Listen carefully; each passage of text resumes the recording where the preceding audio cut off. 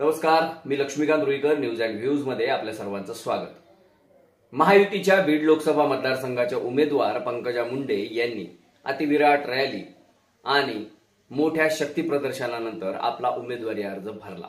त्यानंतर झालेल्या सभेमध्ये पालकमंत्री धनंजय मुंडे असतील किंवा आमदार सुरेश धस असतील यांची तडाखेबंद भाषणं झाली। मात्र सगळ्या लोकांचं लक्ष गेलं ते पंकजा मुंडे यांच्या एका वाक्यामुळे त्यांच्याकडे।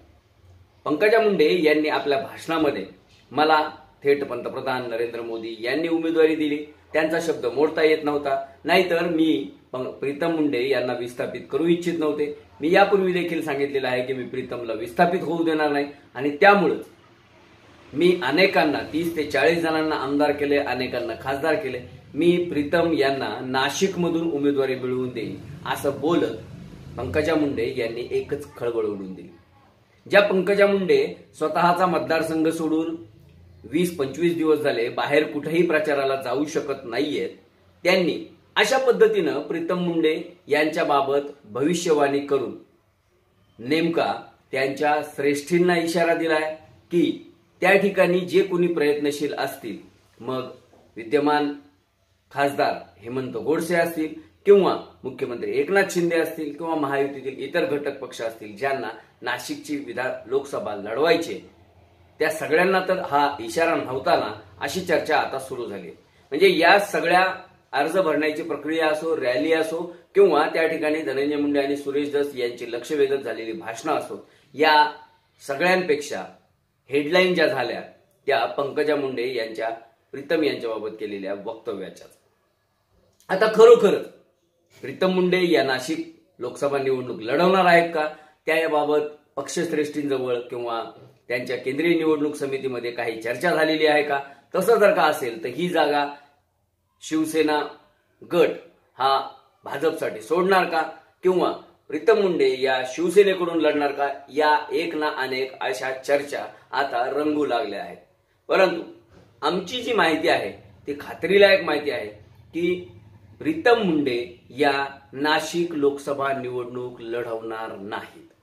हो, हे खरंय, मी पुन्हा एकदा सांगतो की प्रीतम मुंडे या नाशिक लोकसभा निवडणूक लढवणार नाहीत। आम्ही यापूर्वी देखील म्हणजे साधारणपणे पंकजा मुंडे यांनी जेव्हा भक्तिशक्ती परिक्रमा काढली होती आणि त्या परिक्रमेत कोणत्याही मीडियाने किंवा कोणत्याही राजकीय पक्षाच्या कार्यकर्त्याने प्रश्न न विचारता त्यांनी थेटपणे सांगितलं होतं की मी प्रीतमला विस्थापित करून बीड लोकसभेची निवडणूक लढवणार नाही। तेव्हा आम्ही जो व्हिडिओ केला होता त्यातही आम्ही स्पष्ट म्हटलं होतं की पंकजा मुंडे यांना राज्यसभेची किंवा विधान परिषदेची संधी मिळणार नाहीये, त्यांना बीड लोकसभा निवडणूकच लढवावी लागणार आहे। आमचं ते भाकीत किंवा आमची सूत्रांनी दिलेली माहिती तेव्हा खरी ठरली होती आणि आजही आम्ही एक गोष्ट सर्व प्रेक्षकांना, राजकीय जाणकारांना, अभ्यासकांना हे सांगू इच्छितो की प्रीतम मुंडे यांना नाशिक लोकसभेची संधी बिलकुल मिळणार नाही। अगदी पंकजा मुंडेंनी जरी ठरवलं किंवा पंकजा मुंडेंनी मोदी आणि शहांकडे हट्ट धरला तरी देखील ते होणे शक्य नाही। ही जागा शिवसेनेची आहे, मुख्यमंत्री एकनाथ शिंदे ठरवतील तोच या ठिकाणी उमेदवार असेल आणि 99% हेमंत गोडसे यांचं नाव या ठिकाणाहून फायनल झालेलं आहे। 1% अजय बोरस्ते वगैरे मंडळींचं नाव आहे। तर आता मग नाशिक लोकसभेची निवडणूक जर का प्रीतम मुंडे यांना लढवायला मिळणार नाहीये तर मग नेमकी कोणती निवडणूक त्या लढवणार आहे? तर सूत्रांनी जी माहिती दिलेली आहे, नाशिक मध्य हा जो मतदारसंघ आहे, ज्या मतदारसंघामध्ये मोठ्या प्रमाणात म्हणजे अगदी वार्ड क्रमांक 15-16 पासून ते वार्ड क्रमांक 81 असे अर्ध्यापेक्षा अधिक महापालिकेचे वार्ड हे ज्या विधानसभा मतदारसंघात येतात, त्या नाशिक मध्य विधानसभा मतदारसंघातून प्रीतम मुंडे या 2024च्या विधानसभेच्या उमेदवार असतील अशी खात्रीलायक माहिती आहे।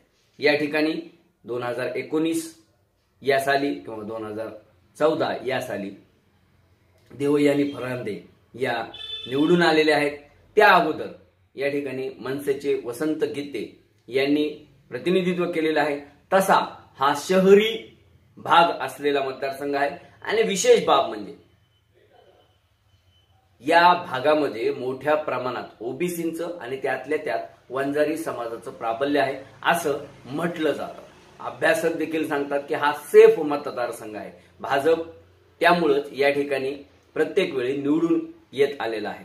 मग अशा परिस्थितीमध्ये जर का प्रीतम मुंडे या नाशिक मध्यमधून किंवा नाशिक जिल्ह्यातल्या दुसऱ्या कुठल्या विधानसभा मतदारसंघातून निवडणूक लढवणार असतील तर त्यासाठी पंकजा मुंडे या श्रेष्ठींकडे हट्ट करू शकतात.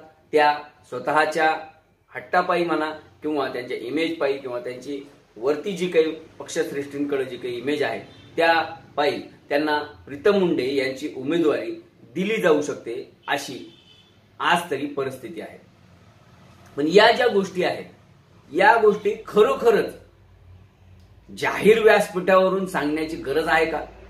प्रीतम मुंडे यांना जेव्हा 2014ला स्वर्गीय मुंडे साहेब यांच्या अकाली निधनानंतर बीड लोकसभेची निवडणूक लढवावी लागली तेव्हापासून ते 19 पर्यंत आणि 24ची त्यांची उमेदवारी रद्द होईपर्यंत त्या एकच सांगत होत्या की त्या अपघातानं राजकीय क्षेत्रात आलेल्या आहेत. राजकीय जीवनात त्यांना पाऊल ठेवावं लागलेलं नाही तर त्यांची इच्छा नव्हती. त्या आणि त्यांचा डॉक्टरी पेशा असंच त्यांचं गणित होतं. मग असं असताना आता 10 वर्षानंतर पुन्हा एकदा त्यांना जर का पक्षानं थांबवून मोठ्या बहिणीला जर का चान्स दिला असेल तर त्यांचं पुनर्वसन करणं एवढं गरजेचं आहे का? ही देखील चर्चा आता हळूहळू होऊ लागली आहे. आणि नाशिकच का? जर का पंकजा मुंडे यांना प्रीतम मुंडे यांचं पुनर्वसनच करायचं आहे, राजकारणामध्ये त्यांना सेटलच करायचं आहे, तर नाशिकच का? तर नाशिक ही त्यांची सासरवाडी आहे प्रीतम मुंडे यांची आणि त्यामुळं त्या तिथं जाऊन राहू शकतात. त्या तिथं गेल्यानंतर त्यांचा बऱ्यापैकी सासरवाडी असल्यामुळं त्यांच्या सासरच्या लोकांचा त्या भागातील लोकांशी थेट संपर्क आहे आणि कॉन्टॅक्ट चांगला असल्यामुळं विधानसभेमध्ये त्याची मदत होऊ शकते. सूत्रांनी जी माहिती दिलेली आहे ती अशी देखील आहे की प्रीतम मुंडे यांनी नाशिक मध्य या विधानसभा मतदारसंघामध्ये एक घर देखील बांधायला घेतलेलं आहे. खरं खोटं आता त्यांनाच माहिती. त्या अशा गोष्टी कधी प्रेसशी बोलत नाहीत पण सूत्रांनी दिलेली माहिती आहे. आणि त्यामुळं म्हणजे 5-6 महिन्यापासून प्रीतम मुंडे आणि पंकजा मुंडे यांना ही गोष्ट माहीत होती की लोकसभा निवडणूक जी आहे बीडची ती पंकजा मुंडे यांना लढवावं लागणार आहे. आणि तेव्हापासूनच प्रीतम मुंडे यांनी नाशिक जिल्ह्यामध्ये सेफ विधानसभा मतदारसंघाची पाहणी सुरू केली होती. पाहणी अंती सध्या तरी नाशिक मध्य या विधानसभा मतदारसंघाची निवड झालेली आहे. मतदारसंघ म्हणजे 2024च्या विधानसभा निवडणुका जाहीर होईपर्यंत मतदारसंघ चेंजही होऊ शकतो, थोडाफार खालीवरी होईल. पण प्रीतम मुंडे या नाशिक जिल्ह्यातून विधानसभेची निवडणूक लढवणार आहेत हे कन्फर्म आहे आणि तेही त्या भारतीय जनता पक्षाकडूनच लढणार आहेत. दुसरी गोष्ट त्या लोकसभेची निवडणूक लढवणार नाहीयेत हे अगदी ठामपणे आम्ही सांगतोय. आणि त्यामुळेच एवढ्या जाहीरपणे पंकजा मुंडे यांनी देखील प्रीतम मुंडे यांच्या पुनर्वसनाची घोषणा केलेली आहे. आता त्याचे राजकीय पडसाद कसे उमटतात, त्या ठिकाणी असलेल्या भाजपच्या देवयानी फरांदे या माघार घेतात का, त्यांना दुसरं कुठलं आश्वासन दिलं जातं का, किंवा कोल्हापूरहून जसं चंद्रकांत पाटलांचं पार्सल हे पुण्यात कोथरूडला आलं आणि त्या ठिकाणी कुलकर्णीताईंना बाजूला बसवण्यात आलं, तशा पद्धतीने देवयानी फरांदे यांचा राजकीय बळी प्रीतम मुंडेसाठी यांच्यासाठी घेतला जातो का, या सगळ्या गोष्टी येणाऱ्या काळात उघड होतील. एक मात्र निश्चित आहे की मोठ्या बहिणीनं लहान बहिणीचं पुनर्वसन करायचं ठरवलंय आणि तेही अशा काळात जेव्हा अजून त्यांना त्यांच्याच विजयाची संपूर्णपणे खात्री आहे असं म्हणता येत नाही. न्यूज अँड व्ह्यूजचे व्हिडिओ आवडत असल्यास लाईक करायला, शेअर करायला आणि न्यूज अँड व्ह्यूज या यूट्यूब चॅनलला सबस्क्राईब करायला विसरू नका.